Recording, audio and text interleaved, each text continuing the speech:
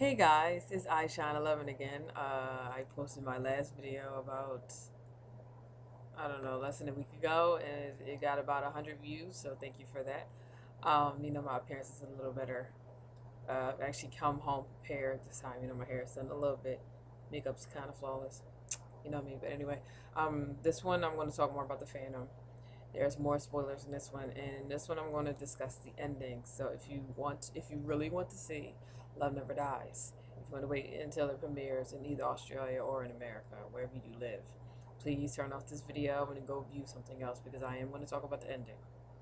So, there, I give you fair warning. Anyway, so the glorious, shocking, kind of shocking ending to Love Never Dies is Meg Geary, or Jitty, as they say in the play, ends up shooting Christine by accident, and she dies. Now, I'm kind of upset by this. Number one, because Christine died. She's like the second main character in the entire franchise, and she died. Why? Anyway, yeah, and the person to kill her was Meg. Like, couldn't it be a little more interesting? First of all, let's backtrack. Um, they're all in New York. The Phantom spots Raoul rather drunk, and he says, "Let's make a bet." Basically, it's in a song called "Devil Take the Hindmost."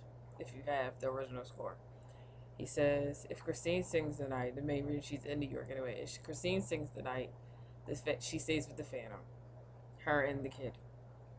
At this point, the Phantom knows that the kid is his and not Raoul's. So her and the kid will stay with him, and they'll stay in New York, and they'll live happily ever after. If she doesn't sing and she goes with Raoul, Christina and Raoul will go back to Paris with the kid, and the family's going to pay off all of Raoul's debts. So as I said in the last video, Raoul has a lot of debt within the 10 years that the Phantom and Love Never Dies. He's accumulated a lot of debt in the 10 years that they take place.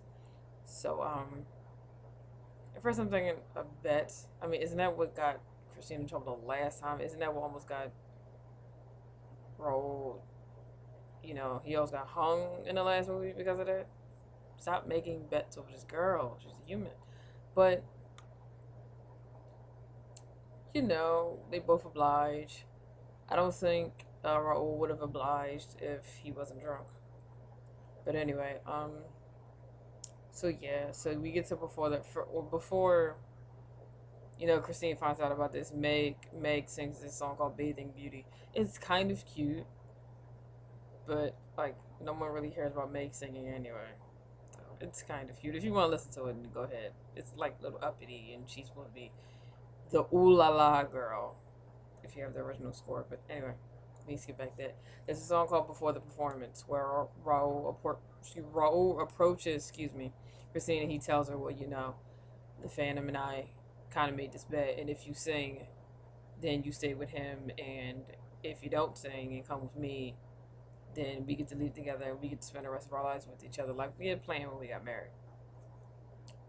So I guess Christine thinks about it, and as she thinks about it, she does a little bit from that song from the Phantom where she goes, "Twisted every way. What answer can I give?" She says a little bit from. She doesn't say the whole thing, but I guess she's thinking about it. And in the end, she chooses the Phantom. She sings "Love Never Dies." I love how she sings it kind of nervously in the beginning, and then when it gets towards the end and she has her high notes, she's all oh and everything. So she chooses the Phantom. And then, the Phantom and Christine, they come together. They're like, "Yay, we're together again." And then she reads her note from Raoul. He's like, "I'm sorry I couldn't be the man you wanted me to be." And he goes back to Paris alone. Anyway. So Christine, after her and the Phantom go, "Yay, we're together," she goes, "Oh shit, where's Gustav, her son?" She said he was supposed to meet her there after the rehearsal, but he never did. So the Phantom, he blames Raoul, but then one of his employees, or one of his freaks, shall we say, Mr. Squelch, he says, "No, Raoul left in the carriage alone. Raoul doesn't have the kid." So then he said, "Oh, it must be Madame Giardi. That she was the one." Mind you, Madame Giry is the only one in the entire play that has a French accent, like as many people have pointed out before. But anyway, position is better. Is that better?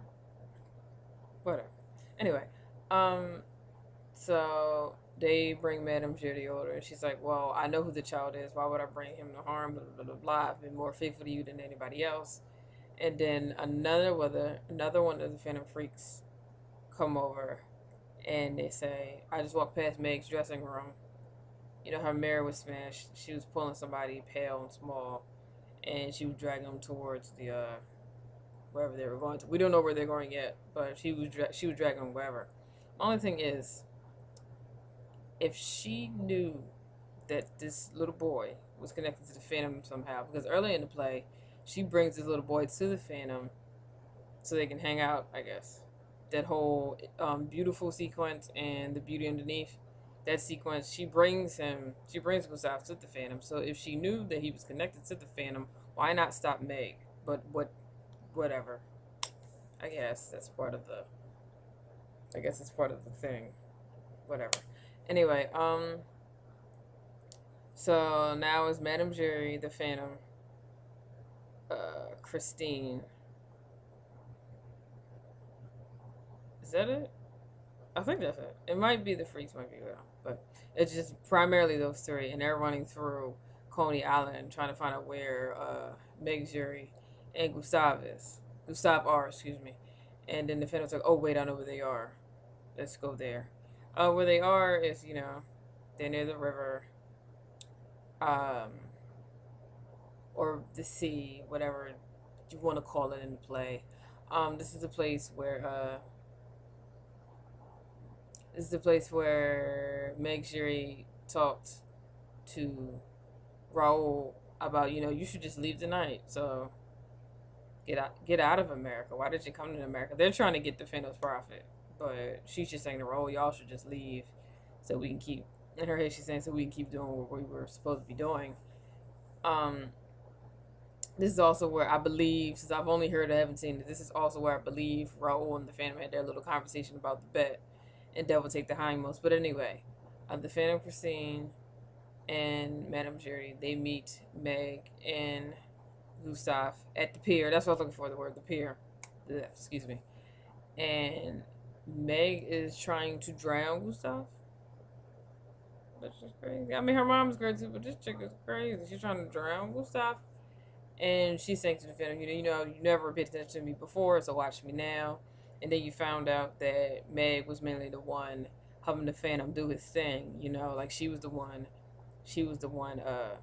when the Phantom didn't have money, she was the one telling the business owners, his sponsors, he'll have it, just wait a second. She's even slept with some of these people so that the Phantom could keep his business going at Coney Island. So she's expressing all that, and the Phantom's like, "Oh, come on, I totally understand. You feel used and disgusted. You feel ugly.